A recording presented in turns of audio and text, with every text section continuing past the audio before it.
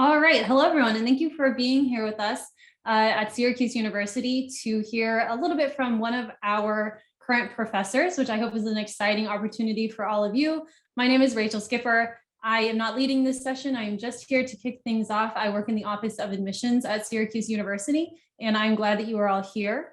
So with that, I will hand it over to Professor Murphy, and thank you again, Professor, for your help tonight and for chatting with our prospective students. Great. Thank you so much, Rachel. It's great to see everyone today. As Rachel said, my name is Professor Murphy. I teach in the SU's history department, and I teach history of the early Americas. So there's an S at the end there because it's not just US history, it's Americas in broad perspective. And so that can mean anything from History 101, which is our US to 1865 general survey that I'm teaching this semester and that you might take in your first semester at SU, to kind of upper level classes on topics like the American Revolution, comparative slavery and emancipation. I teach a course about the Atlantic world, which is like exchanges between the Americas, Africa, and Europe in the colonial period. And so I'm going to be kind of walking you through a class tonight. I'll go ahead and share my screen.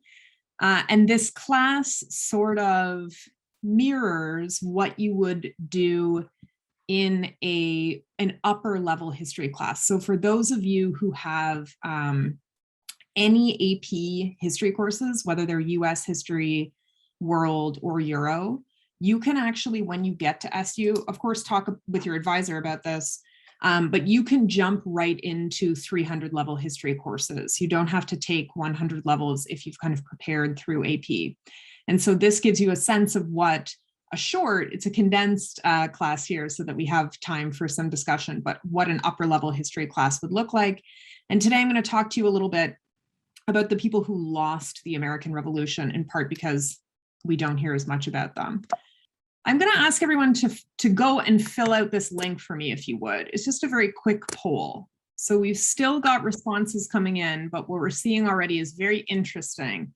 So again, the question was, is July 1776, so right after the Declaration of Independence has been signed, and are you going to join the Patriot cause, stay loyal to Great Britain, or keep your mouth shut and just kind of see what happens? And so we've got keep your mouth shut in the lead with 21 votes. Right now, 12 people, or about 13 people, 35% are saying join the Patriot cause. A couple of people are not sure. And we've got one person saying that they would stay loyal to Great Britain. So let's talk about that. Does anyone want to share what they chose and why? Oh, Daniela, great. I said I would keep my mouth shut and like wait, just because it's such a uncertain time that you don't know what's really happening, especially it's a messy time in history, right? So we kind of don't know what's happening still. So I'd be kind of step back so don't get in trouble, basically. Okay, so it's early days, you're a little nervous, you kind of want to wait and see what happens. Did anybody choose Patriot and want to talk about that you'd immediately kind of join the Patriot cause? Yeah, Justin. I chose Patriot because, kind of like what Daniela said, that there's uncertain times, and since the leadership is far away in Great Britain, I feel like uniting as a cause into the Patriot side would help bring governance to the colonies, because it's a more the governments would be more involved with the colonies instead of being far away. Fascinating. Okay, so that distance kind of comes into play where you would rather have a government that's kind of close to home. Okay. Yeah. So when we last looked, one person had chosen that they would stay loyal. Does anyone want to out themselves? It was me. Caitlin, okay, why did you pick that? I picked it because it's if I was in this time with all the uncertainty of this entire thing, I wouldn't want to go against the British Army. So it was kind of just for safety, I guess. Great. Okay, so stick with what you know. And also, the British Army was the most powerful military in the world at this time, right? And the colonists did not actually were in the process of forming a continental army, but it wasn't yet made. And so you want to do what's safe. All right. These are all really interesting answers because during the revolution, and certainly at this time at the outbreak, we had about 40% of the white colonial population supporting the Patriots. It's hard to estimate, but historians think about 20% of people were supporting the British Crown. And so were what is known as Loyalists, right? They remained loyal to Great Britain. And about 40% of people were like Daniela and said, let's wait and see what happens. But this is something that in American history, we don't talk that much about. You take many courses learning all about the revolution itself, the Patriots, and what drove them to declare independence, but a lot less about what an uncertain time this was. And so this is what I really want us to dive into today. Every class I organize around key questions. So this class, we're going to look at two key things: what led people to support the Loyalist side, right, remain loyal to Great Britain, what happened to them during and after the revolution, so what was happening kind of on the other side of this history that you hear a little bit less about. And finally, we're going to briefly kind of consider the histories that we get generally, right, kind of popular history versus what happens when we take kind of a broader slice of history. So to start, this map might look a little unfamiliar to you, but this is what North America, or the Americas, right, because we also see Central America, the Caribbean, and a little bit of South America here. This is Britain's colonial possessions at the time of the Revolution. So Great Britain did not have 13 colonies. They had 26. Does anyone want to try and guess what some of the others were? So you can type it in the chat. You can call out. Looks like Matthew, you've got your hand raised. I know two were Quebec, and I believe there's another territory that was like St. Rupert's Land or something like that. Yeah, so St. Rupert's Land, will be like a little bit later, but yeah, territories in Canada for sure. So Quebec, Nova Scotia, Newfoundland. The map that we've got here is showing, great, Adriana, Jamaica, Barbados. Anywhere else? Dominica, yeah, ooh, good. Mosquito Coast, yeah, so what ends up becoming like modern day Belize. These are great. Yeah, Nova Scotia, Newfoundland, fantastic. This is like a B-side right here. Dominica is little known, but that's great. Yeah, Grenada, fantastic. Ontario, later becomes known as Upper Canada. So Ontario doesn't exist at that time, but certainly that territory is part of the British Empire. Guyana, right? So when we're looking at the map, we've got this tiny little part in South America there for sure. So there's also the Bahamas, which are right here, Bermuda, which is the little speck out in the Atlantic, the Leeward Islands, places like Antigua and Barbuda, Nevis. Forget if someone said Barbados, but lots and lots of colonies that did not take part in the revolution, right? We hear about the ones that did break away, but there we're really just talking about the eastern seaboard of mainland North America. People who were living in other British colonies in the Americas in this period were living under a very different reality. In the Caribbean, the overwhelming majority of people were enslaved. Virginia at this time, 40% of the total population lives in slavery. But this pales in comparison to Barbados, which is all the way out here, where 78% of people were enslaved, and Jamaica, where 94% of people were enslaved. And so what that meant was British colonial subjects who were living in the Caribbean were very reluctant to join this revolution for some of the reasons that people brought up in the introduction. They were worried about safety, they were reliant on Great Britain, and they were kind of they wanted to deal with kind of the devil you know, rather than going out into the world. So in mainland America, rather than in the Caribbean, there's a huge diversity in the kind of people who choose to stay loyal to Great Britain.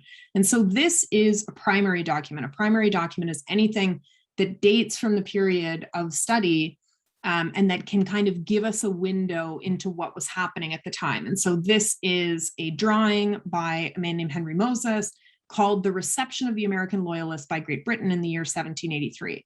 And I'd like everyone to just kind of get up close to your screen and think through what this image, who's being portrayed here, or is there anything that jumps out at you about this image? Yeah, Daniela.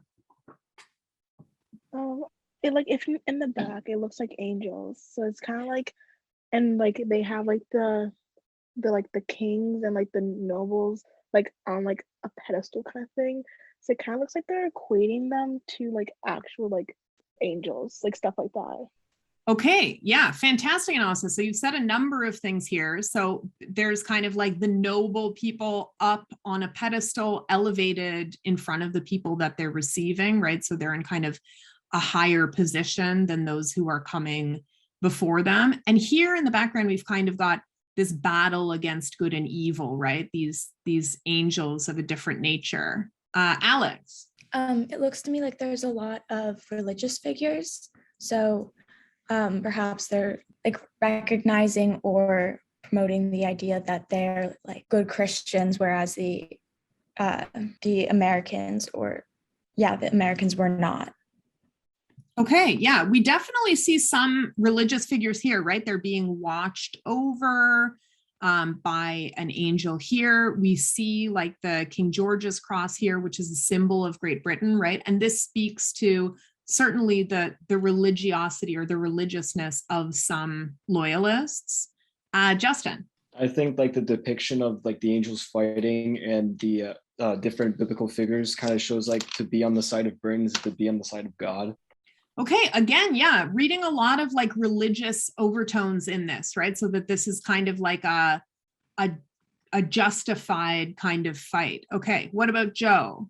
I can see that right in the center, there's a guy who looks Native American, and that a lot of the native tribes sided with Britain. So I just think that's interesting that he's there along with everybody else. Great, yeah, that's a fantastic point to kind of transition on here because yeah, we're seeing this huge diversity of people who are going to kind of be received in Great Britain by Britain itself, right? Embodied by this woman carrying St. George's cross, but also by British nobles and officials, as I think Daniela said, up on the pedestal here. So many, many different people from across British colonial society were loyalists, but it was especially popular with three groups that I'd like to talk about. One was Northeastern merchants. So merchants in port cities like Boston, Philadelphia, New York. Any guesses as to why that would be? Yeah, Joe. Probably because most merchants would want to protect their profits. And if there's a war or something, that's probably going to interfere with how much money they're making. Yes, that's a fantastic point, right? So people who had really close commercial ties to Great Britain would want to protect those ties, wouldn't want to become independent for the risk that the ties would be severed. Another group, this speaks to, I think it was Joe's earlier point, that a lot of Indigenous people sided with Great Britain. This one is harder because it's not necessarily clear, but can anyone think through what might have been some of the motivations of Indigenous people to remain loyal or pledge loyalty to Great Britain rather than to the United States? I see a few hands. Asha? So I think that one of the main reasons that I can think of is that the Native Americans just didn't want the colonists on their lands anymore. I think that at this point there had already been some kind of like conflict between the settlers and the Native Americans. The Native Americans were siding with Britain to try and get these people to leave them alone. Fantastic. Okay, so looking for people who would defend their rights to land. There had been, as Asha just said, a very recent conflict. There was the 7 Years' War, which in North America is more commonly known as the French and Indian War. And this was a conflict where British forces actually battled an allied force of French and Indigenous people. And so part of that experience for Indigenous people was learning that the British Army was very, very powerful. And so in this next conflict, they chose to side with the British because they didn't want to lose to a very powerful enemy. Is there anyone who wanted to add anything about Indigenous people there? I see a lot of hands. Pamela? I just wanted to agree with your point. I also believe that it was because the power that they saw in the British Army in the 7 Years' War that they chose to side with Great Britain. I also think it was more of a respect thing. They wanted the British to finally respect them in a way where, improving their loyalty to their side, they would get like some respect out of them as to safeguard their tribal lands. Fantastic point. Yeah. And so what we see in this period are Indigenous Loyalist leaders like Joseph Brand, for instance, who was Mohawk from the Six Nations here in central New York, forming an alliance with British forces precisely as a means to safeguard the rights of his people. And then the third group of people who were frequently loyalist were enslaved people. And I know it's hard to see in this image, but we do see some perhaps formerly enslaved people or African descended people here in the background. Can anybody think about why? And so this owes its origin to a very particular historical event, but does anyone know why enslaved people would be likely to side with Great Britain? Adriana. I think kind of the obvious reason was that they hoped to gain freedom by siding with the British. Yeah, fantastic. And they had good reason to hope to gain freedom, because in November of 1775, so even before the Declaration of Independence was signed, the British governor of Virginia, Lord Dunmore, issued a proclamation that said that enslaved people who were able to make their way behind British lines would be guaranteed freedom. And so this kind of call to arms was really, really persuasive for a lot of enslaved people who took the moment of the revolution to liberate themselves. And so what I really want to emphasize here is Loyalists came from many, many different parts of society. They were men, women, there's also children there. They were white, they were wealthy, they were poor. Many of them were religious, as several of you have pointed out.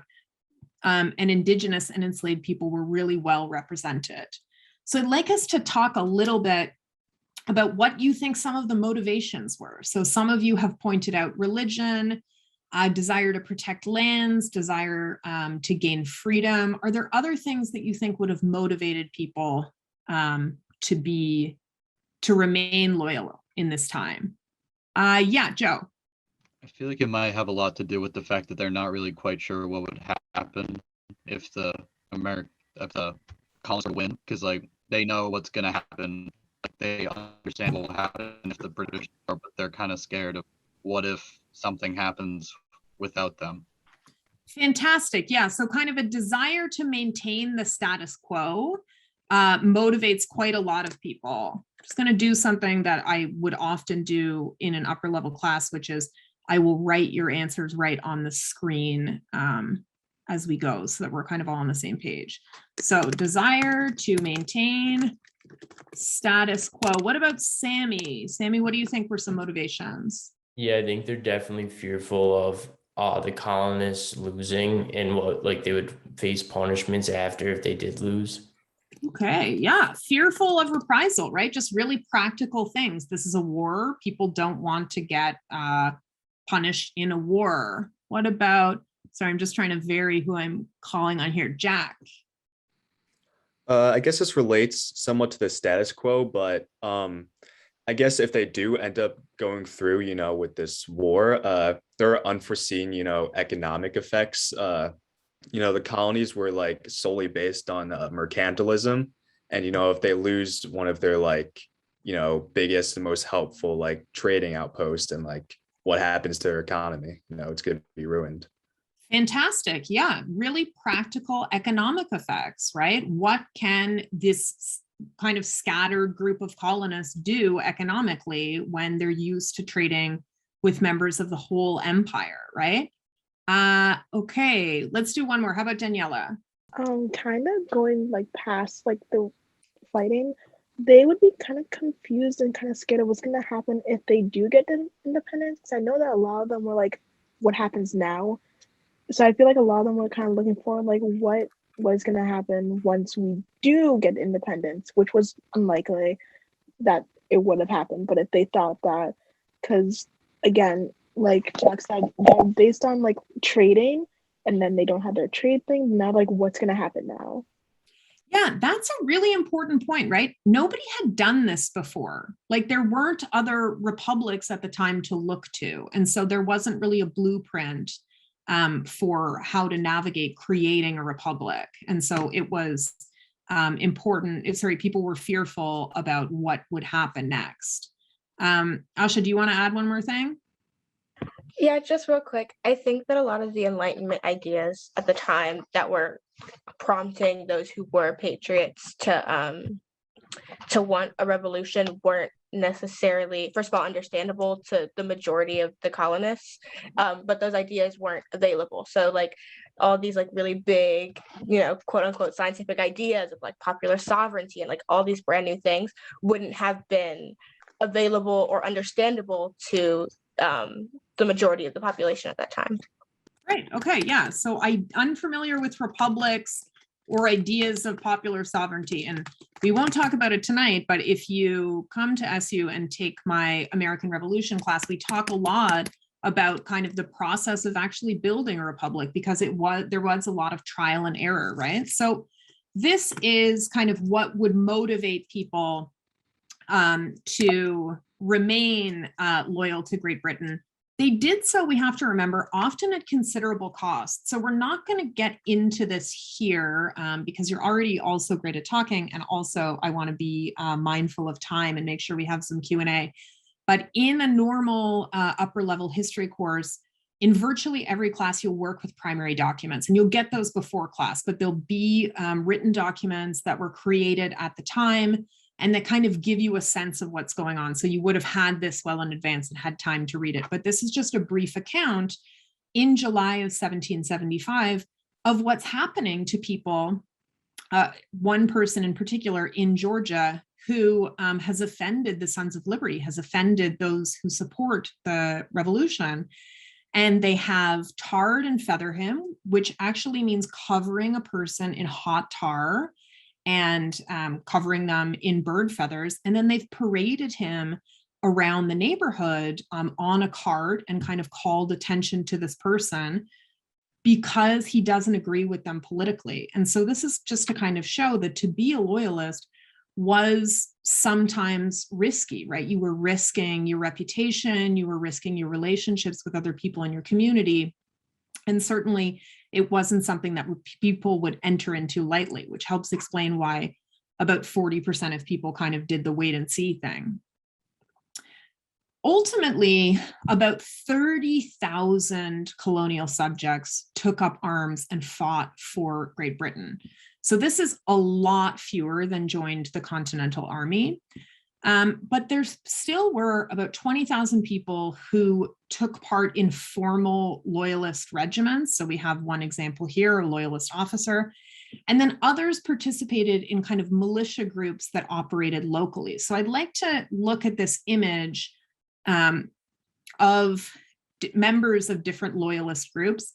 Is there anything about the dress here or their uniforms that suggests anything about the regiments in which they served? So like, is there anything about what they're wearing that gives us clues about how the regiment was formed, how it was composed, what it would have done? Let's do Stefano. So I think the guy on the very right looks like he's almost like of Scottish descent. So maybe they tried to class them off of like their sort of British Isle culture. Like maybe the guy on the very left is like more Irish, maybe because of the green, and then the guy in the middle is of more like British or just Loyalist. Okay, yeah, interesting. So what we see here, I know this is hard to see. So this person is part of the Royal Highland Emigrants. So you're absolutely right. This is a person who probably has recently emigrated from Scotland, as evidenced by his dress, and so probably joined up voluntarily with other Scottish emigrants in order to serve in a regiment that was composed of other Scottish people. Justin. I think the two on the right look more professional and standard in military traditions, such as lining up, while the left one looks more rugged and more non-traditional, such as guerrilla warfare. Fantastic. Okay, so we see kind of three things here. People who are, as Stefano said, coming from specific places and joining with like-minded people.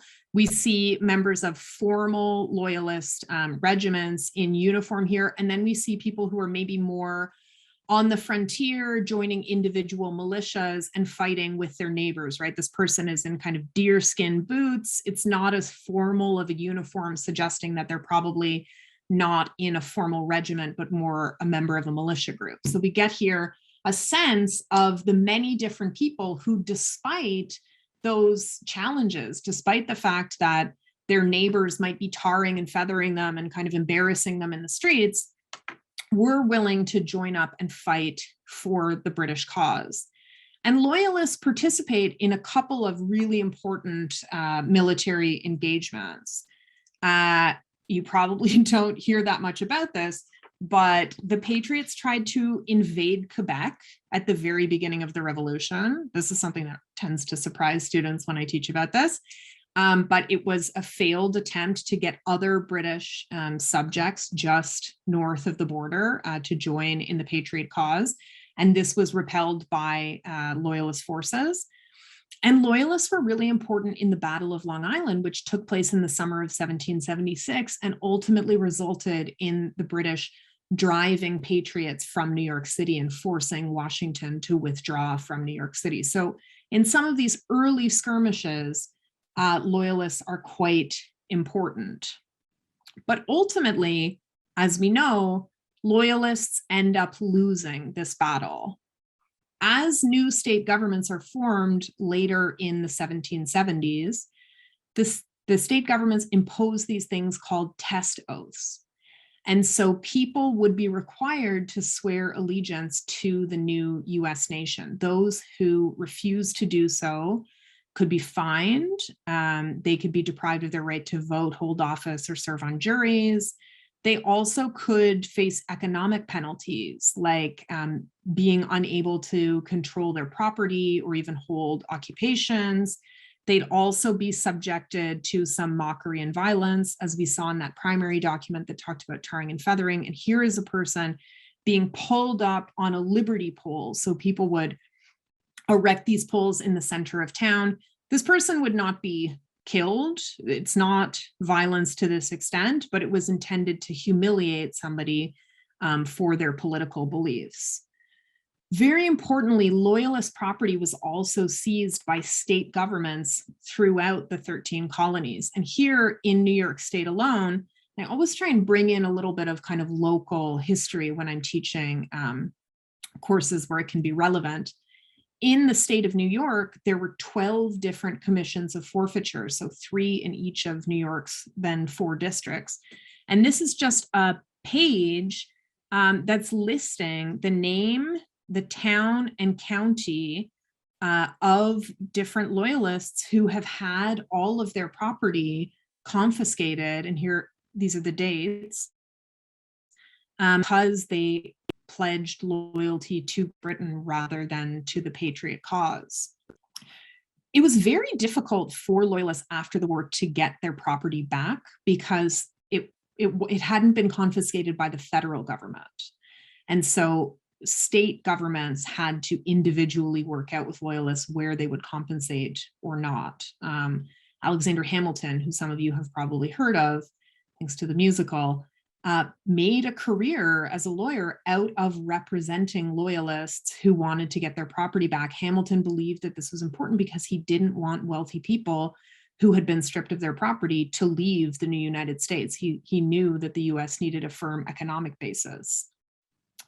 But Great Britain also wanted to compensate the Loyalists for the fact that they had remained loyal during this conflict.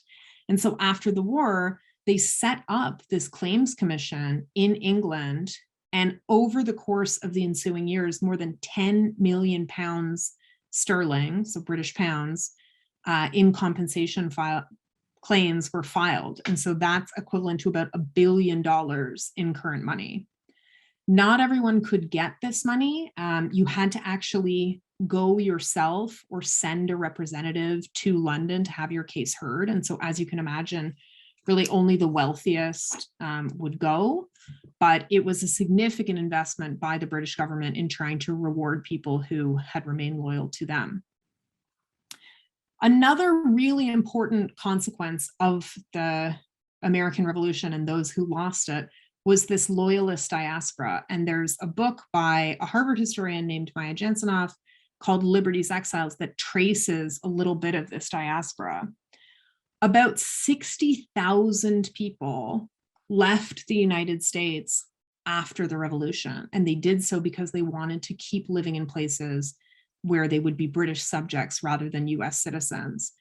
And you don't hear too much about these people, but they had really important effects on other parts of the world. So about 30,000 of these loyalists went to Canada's maritime provinces, so particularly Nova Scotia, right here, kind of north of Maine on Canada's east coast. About 2,500 of these loyalists were Black loyalists, some were free, some were enslaved. 13,000 loyalists went to England. Of these, about 5,000 were Black loyalists, all of them free because England had prohibited slavery on its soil by that time. 12,000 loyalists went to British Florida. About 6,500 of these were enslaved. The end of the revolution, Florida actually gets ceded back to Spain, and so these loyalists often move again and go elsewhere in the Caribbean. And then a small number of people went to the Bahamas, where they were really important in shaping Bahamian culture. And so here we have a statue of loyalists in the Bahamas. I saw Mia raised her hand. I was just wondering if it says the enslaved Black people went up to Nova Scotia. Is that because they were with their slave owners, or is it because, okay. Yeah, so yeah, that's a wonderful question, right? Because many of these people, right, so all 5,000 people who went to England were people who had chosen to support Great Britain in order to assert their freedom during the revolution, but not everyone was able to do so. And so among the loyalists who went particularly to Florida, but also to the Maritimes, there were white loyalists who were claiming African-American people as their property, and so brought them to those new settlements. Yeah, really important question there. So we see these 60,000 people really contributing significantly to the population of the Maritimes, particularly of the Bahamas, which were kind of sparsely populated by British subjects at that time. And very importantly, to Sierra Leone, which, as you can see from the map, is a country in West Africa, which became home to more than 5,000 Black loyalists. Some of them left England, some of them left Nova Scotia, in part as a result of the treatment that they received there, which kind of answers Mia's question as well. So there were people who were very frustrated at having, as Black loyalists who had achieved freedom during the revolution, to then go and find themselves living alongside loyalists who were also claiming enslaved people. And so more than 5,000 Black loyalists traveled to Sierra Leone, where they founded Freetown, which is still the capital of the country. This settlement was initially sponsored by a private company that was supported by British abolitionists. And we can see here in this first currency of Sierra Leone, kind of the influence of the company. So this is the front and back side of a 1 cent Sierra Leone coin from 1791. How do these coins kind of depict Sierra Leone and the Sierra Leone company and perhaps its purpose? Can you read these coins as kind of a primary document? I know this is a little tougher, but I'd like to bring in as many things as I can from the period to kind of give us a sense of things. Yes, Matt? So I noticed there's a lion on there, which I know the lion is a very constant symbol of like the British Empire and British, like the nation in general. So I think it shows it's very British. I think the shaking hands sort of shows like that, like they're trying to make sort of like I guess a compromise. So it comes off as being like it's a very humanistic colony, a very colony based on like being very pro the people who are going there, very about the welfare of everyone who's involved. Okay, so really the coin's trying to give a message about cooperation. Okay, Asha. I think that the lion, both being a symbol of Britain, but also being this idea of like the abolitionist company being a champion for the free Black people who are kind of running away from Nova Scotia. And I think that the coin probably shows something very similar. It shows that the white people in this situation are lending a hand, that they're helping, that they're quote unquote saving. So I think that's kind of the idea I get, is this this idea that this white company is a champion for both free and enslaved Black people in this situation. Great, yeah. So there's like an element of PR involved, right? That the white founders of the company are trying to show that they're helping, that they're getting along. Stefano. So I agree with the lion being like a symbol of like just Britain itself, but I feel like the whole handshake could also be more of like a trade deal, because I know many Europeans set up along the West African coast for trade opportunities.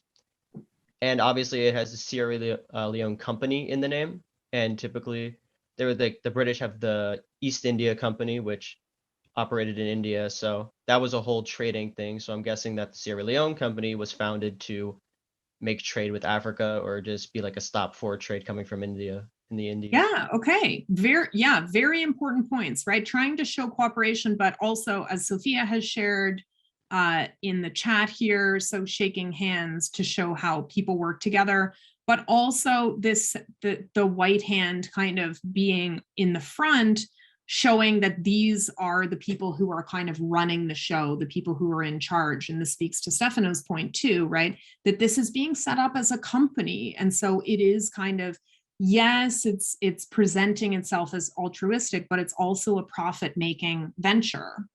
And this is absolutely true. So as the company sets itself up, it does so on Temne lands, right? The lands of the people who are already living in Sierra Leone. It's not like this is an empty country. And so they have to negotiate with Temne political leaders in order to establish Freetown. They have to maintain trade relationships. And as the company is established, it's established with white leaders, white abolitionists like Thomas Clarkson, for instance, are established as the leaders of this colony that's in Africa and is being populated by formerly enslaved African Americans, right? And so at the same moment that the company is trying to represent itself as kind of altruistic, it's also asserting dominance over the people who are already living there and also over the people that it purports to help. Sierra Leone achieved independence from Great Britain in 1961. So it became later in the 19th century a crown colony, so with some self-government, and then became a republic in 1961. But the descendants of Black Loyalists persist as a distinct ethnic group within Sierra Leone. They're known as the Creole or Creole ethnic group in present-day Sierra Leone and are largely concentrated around Freetown. So I know we ranged over a lot of things in this very brief period of time, but I really wanted us to get a sense of how this largely overlooked or kind of treated as a footnote part of American Revolutionary history affected various people who were living at the time, Black, white, and Indigenous, how it affected politics, how it affected economies, and also how that diaspora shaped other parts of the Americas and indeed of the world. And so I wanted to close out with a few statues of Loyalists that can be found around the world today. So we saw that earlier statue of a white and a Black Loyalist in the Bahamas. We also have here Mohawk Loyalist Joseph Brant being represented in a statue in Ottawa, in the capital of Canada. We see one of the founders of Freetown, Thomas Peters, who was a Black Loyalist, a statue to him in present-day Freetown, Sierra Leone. And then here we see a white Loyalist family in Hamilton, which is in Ontario, Canada. And so we get a sense here of, well, I'll ask you, when you see a statue of someone, what do these statues tell you about how Loyalists might be remembered in these different parts of the world? Aman. I was just gonna say, like with the Loyalist family, you kind of see like this kind of fear in their eyes, that they're like trying to hide, or they're almost like they're oppressed, they're the minority, and that they are trying to still hold on to their values and they're scared for that. And that's kind of what I kind of pick from this, is that they're all kind of just trying to stand for their values and what they believe in, and kind of why these statues were kind of put up. Great. Okay. So statues like really telling a story about the people that they're depicting, right? And so this family kind of scared, but searching for a better life, right? And their dress here is also not incidental. Like they're dressed super British, right? This kind of top coat and everything. And so trying to show these are very loyal British subjects. What about Kayla? What do you think? Yeah, I thought the second statue in particular was really interesting. Because the Black Loyalist holding up what looks almost like a new agreement was really indicative of that new, fresh start that Freetown would have provided, especially for these Black individuals who moved there. Yeah, fantastic. It's a very triumphant and like hopeful statue there, right? Like he's got his piece of paper that maybe says, I'm free, that maybe says, we've got a new kind of plan here in Sierra Leone. Fantastic. Yes, Daniela. I want to mention where like two of these statues are. They're both in Canada, which is kind of interesting because Canada's still under, it's a little weird. I don't really understand, but I think it's still under British rule. So like the fact that like people who are trying, like the people who want to align with British are getting statues in Canada is kind of just like showing how they want to like idolize them. Yeah, I mean, loyalism is very, very important to Canadian history because this is the moment at which huge numbers of white English-speaking settlers go and establish themselves in Canada. And so for Canada, the American Revolution becomes kind of a foundational moment because so many Loyalists go and set up there. Yeah, and so that's really like valorized as part of Canadian history. Asha. I was looking at the one on the far left, sorry, of the Mohawk Loyalist. I think it's interesting that it kind of shows him as being brave and defiant, and I think that is an interesting juxtaposition to the current like situation that a lot of Native Americans are in Canada right now. So this idea that because he was a Loyalist, they see him as brave, or they see him as strong, and back then, but I wonder how that translates to how they see Native Americans today. Very important point, right? Yeah, how does this kind of compare to the present day, and does it become easier to kind of valorize people in the past rather than kind of actually connect with them in the present day? Yeah, very important point. What about Adriana? I think the mere fact that these statues are there in those places is a lot about like the values and the culture of those places. Like I think we'd hardly find statues of Loyalists in the US today. So the fact that they're there means that these places value, or at least to some extent respect, these figures and their role in history. Mm-hmm. Yeah, I was trying to find statues of Loyalists in the United States, and there just aren't any. There are Loyalist societies, so like descendants of Loyalists might be proud of like their ancestors' service in Loyalist regiments or militias, but there aren't any statues to Loyalists in the United States because they lost, right? So it's like erecting a statue to the losing side of history. It doesn't often happen. There are some notable exceptions, but Joe. Yeah, I feel like all three of these statues are kind of sending the same message of like, oh, look at these people that were forced from their homes in America and look what they did. Because Mohawk Loyalist, the one on the left, that one, he's being portrayed as someone who did something great, and the person in the center, he founded a city. And I'm not really sure if the one on the far right is anybody important, but it looks as though they're. Yeah, great. So kind of valorizing their contributions to the countries that they went to rather than the country that they left. Yeah, and kind of recognizing how this historical event reverberated elsewhere. Alex. So I don't have any specific interpretations, though I do agree with basically all the ones presented, but I found myself wondering the demographics of the cities where these statues were put up, and then also when the statues were erected.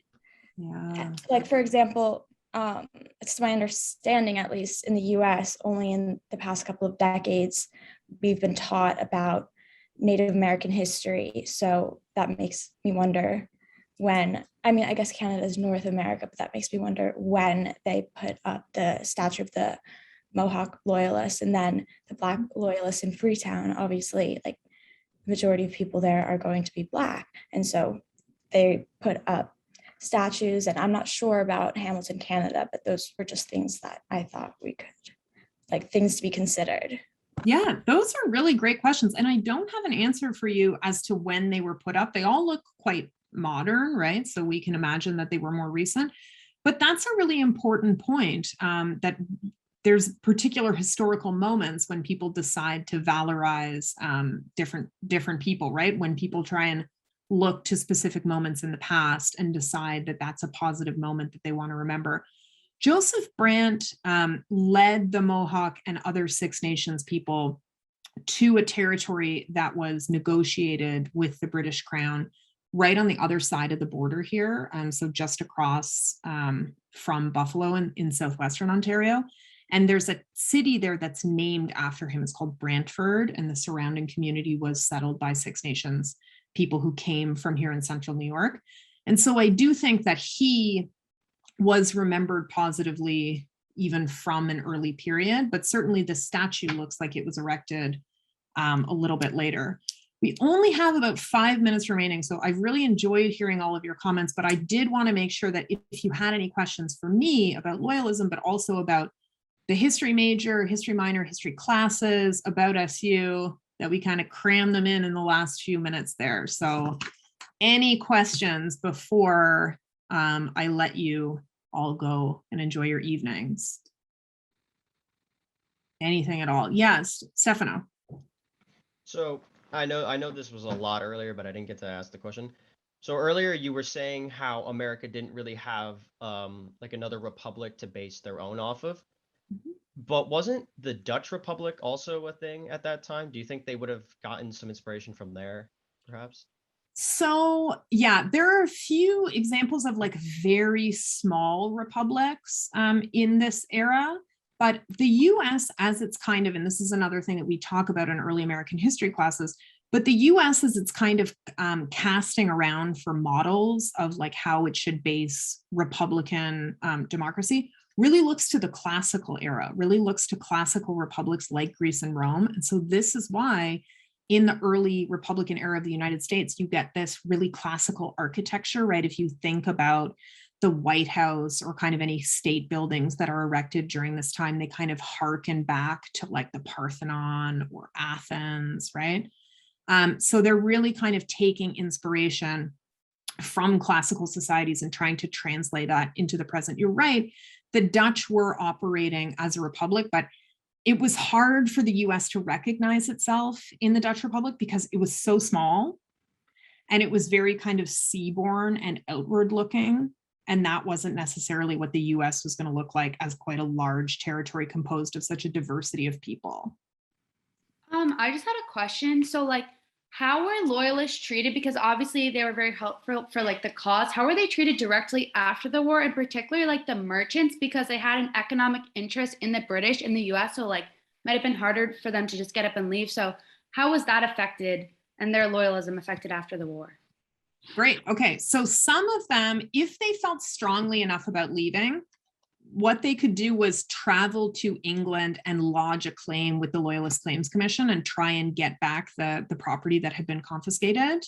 Some of them, if they decided that their loyalism was not that strong and they did actually want to stay with what they had known and like remain in the new United States, there were people who in power who thought that it's probably a good plan to try and reintegrate the Loyalists. We don't want to be kind of punishing them. And so they would kind of be reintegrated into society, could fight to kind of get their money and property back. So it really depended to a certain extent on what they wanted and whether they felt so strongly about being British subjects that they wanted to move to Great Britain, or whether they really wanted to stay where they were and try and seek like restitution from state governments. So it was really like person to person. Kayla. Yeah, this is kind of more of a general question, but I know myself and a lot of other people in the chat are considering political science or international relation majors.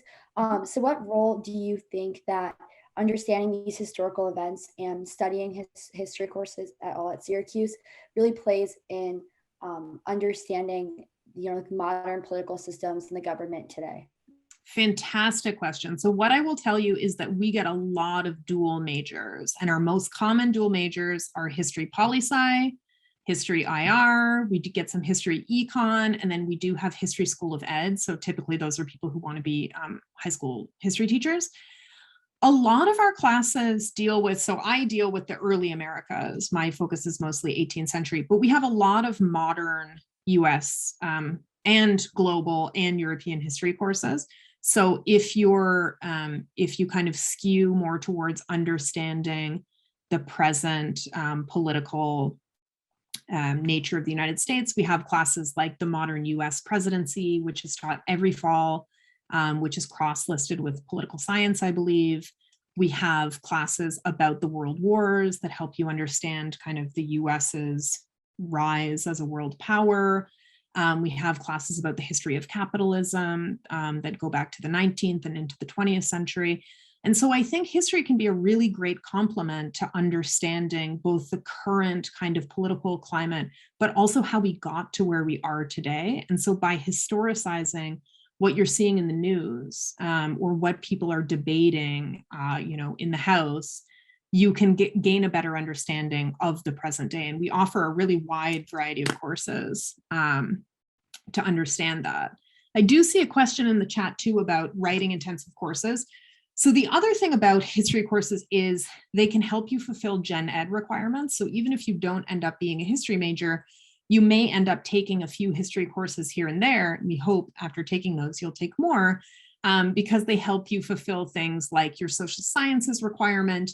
Some of them fulfill the writing intensive requirements. So even at the 100 level, I know that global history is a writing intensive course. Certainly our upper level history courses tend to be writing intensive because we lean more towards papers than tests at that level.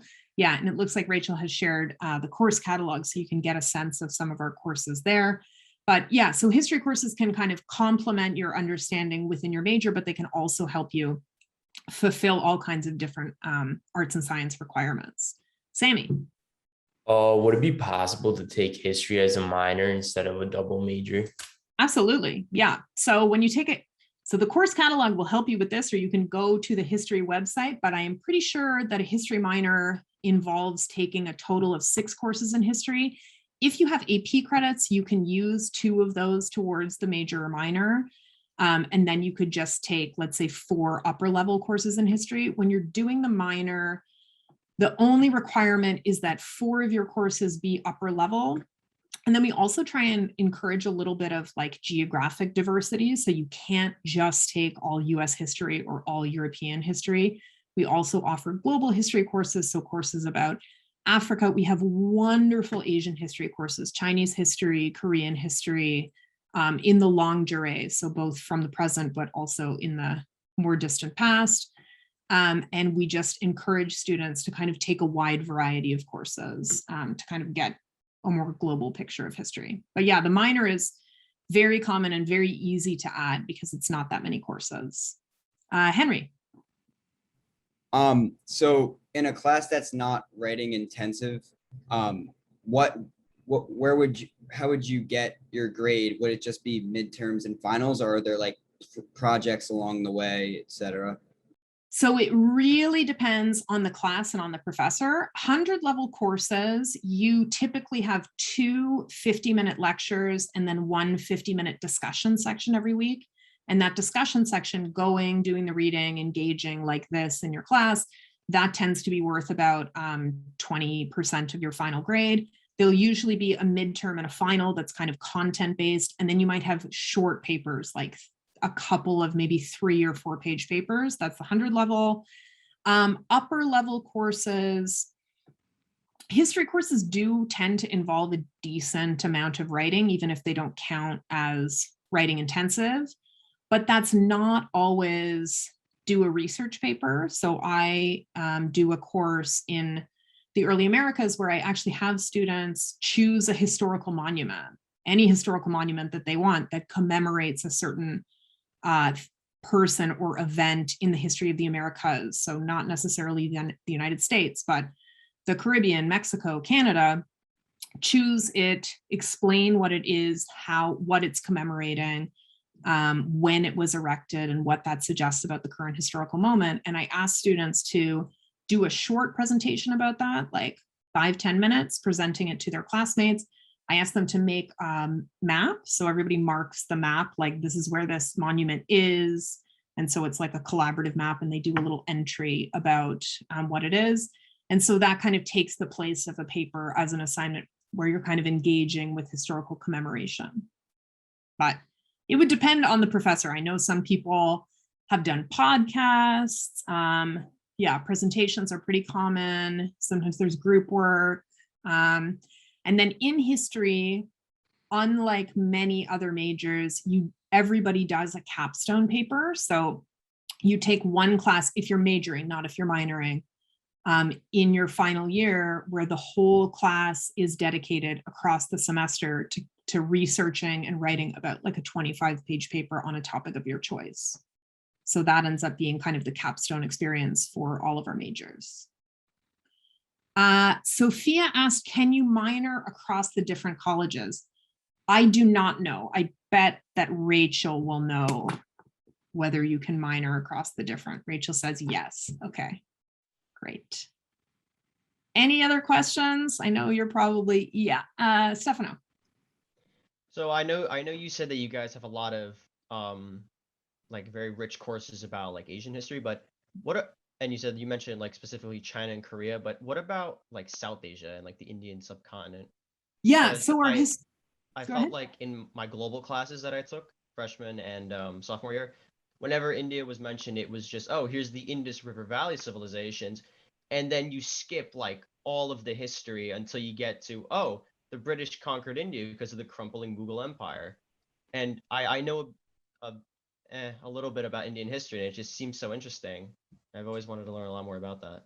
Great. Okay. Well, then you would love Professor Kumar's classes. She teaches, so we have a 2-part global history survey. So it goes until 1750 and then from 1750 to present. And so in the pre-1750 one, you would get a much richer context for what's kind of happening in different parts of the world prior to 1750. She's a historian of modern South Asia, so she works on policing in South India, but she's very well versed in Indian history more broadly. So yes, she offers courses about South Asia. And we also have 3 historians of the Middle East, one focusing on gender, one focusing on kind of American relations with the Middle East. And then we have a professor of Ottoman history who will be starting in the fall. So you can take a lot of Middle Eastern history courses, a lot of European history. Our historian of Africa is an environmental historian of East Africa, Professor Shenguya, who teaches really fascinating courses about environmental conservation. He also contributes to the Global History Survey. So we have a really broad swath of classes that you can take in history. All right, thank you. Yeah, because classical history, medieval history, yeah. Yeah, because I feel like all of the history classes I've taken have always been so Eurocentric. Mm-hmm. It's all just been like burned into my head. I want to learn about like the rest of the world. Yeah, that's great. And so within the history major, again, this is just for majors. If you're a minor, it's a real grab bag and kind of choose your own adventure. But within history, we offer a European concentration or a US history concentration or a global history concentration. So you can actually choose to take the majority of your classes as global history classes, so meaning courses on the Middle East, Asia, Africa, Latin America, anything that's outside of the US and Europe to kind of get this broader perspective on history. All right, thank you. Yeah. Any other questions? Okay, well, I hope I'll see some of you in a history class someday, or my colleagues will. It was wonderful to have all your participation tonight. I know it's later and you're probably all tired out from a school day already, so I really appreciate your engagement, and it was wonderful meeting you.